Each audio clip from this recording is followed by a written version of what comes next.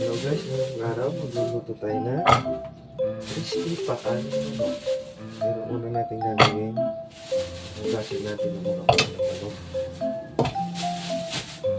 Tama rin siguro. Hugasan lang natin siya guys, tapos pakukuluan natin siya ng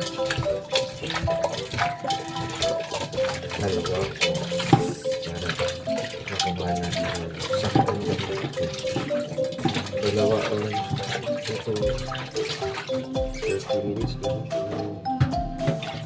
Mas malambot, mas malambot.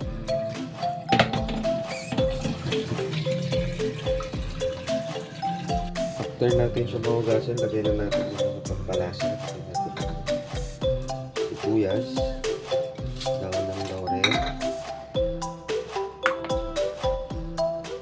paminta,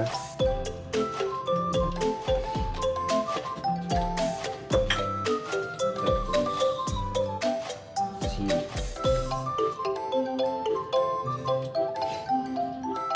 Haluin lang natin siya guys para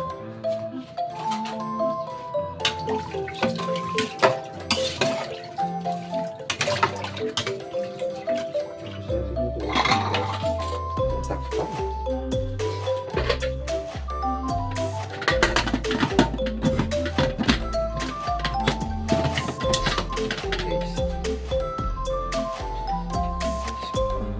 Kumukuloan lang natin siya ng 2 oras.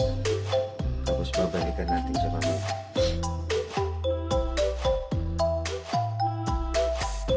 Ayun na nga guys, pagkatapos natin yung pakuluan ng 2 hours, ito na yung kinalakasan. Dito. Kuha tayo ng isa. Pakita natin sa lahat yan. Sobrang lambot na siya.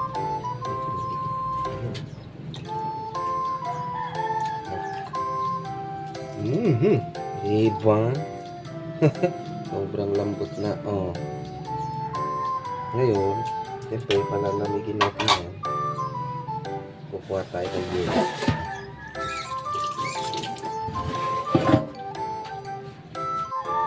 Lalagyan natin siya ng yelo para lumamig agad.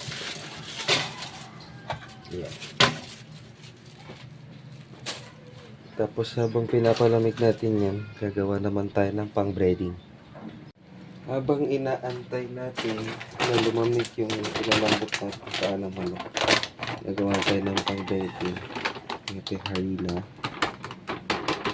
harna.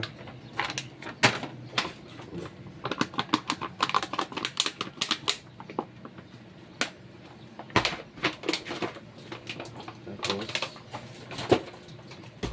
cornstarch.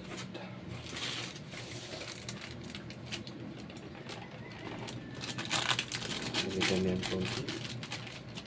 Yan.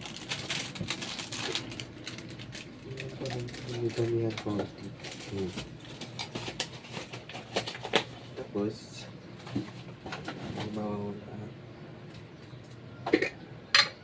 asin.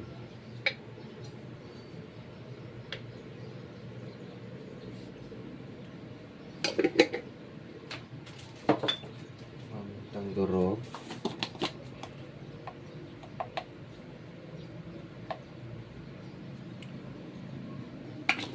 Siyempre, sagdagan natin ng konting palasa.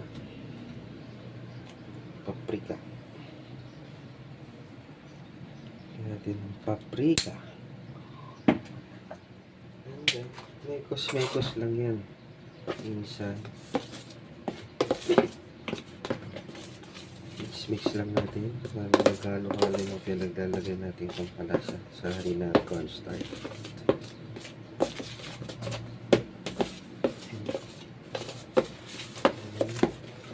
Ito na.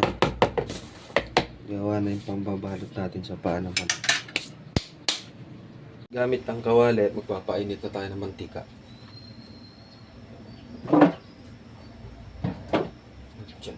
Ito na lang. Gamit tayo ng canola oil. Ayun. Painitin lang natin siya. Tapos Isimulan na muna natin yung pagbe-breading sa mga paa ng manok habang pinapainit yung mantika. Ito na yung paa ng manok guys na pinalamig natin. Make sure na lagi siyang may tubig para hindi siya magdikit-dikit. Ngayon isasawsaw natin dito sa ginawa natin pang butter.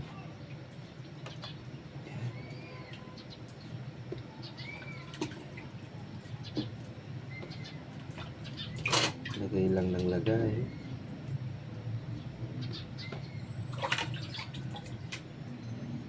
Tapos, ito yung wet and dry.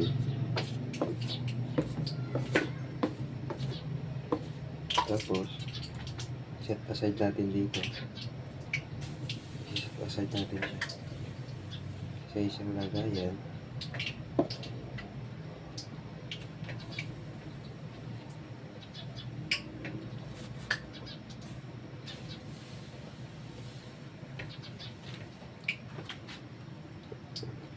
Ngayon, pag mainit na yung mantika guys, saka natin siya isasalang, isa-isa.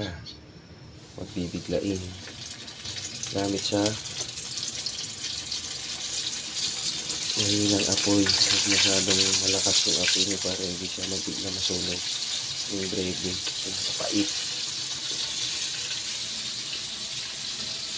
Tapos yun, naantayin lang natin siya hanggang sa mag golden brown.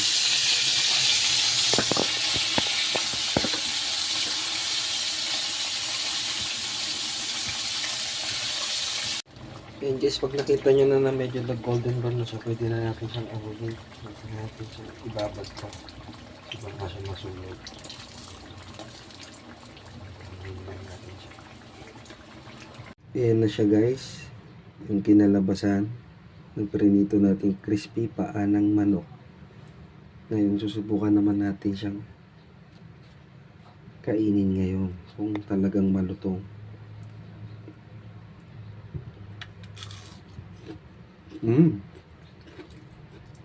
Sarap.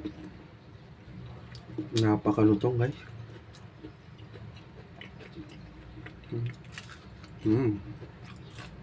Subukan nyo na rin ito guys. Madali lang gawin. Susundan nyo lang yung ginawa ko kung paano siya lutuin. Salamat sa panonood guys. Thank you.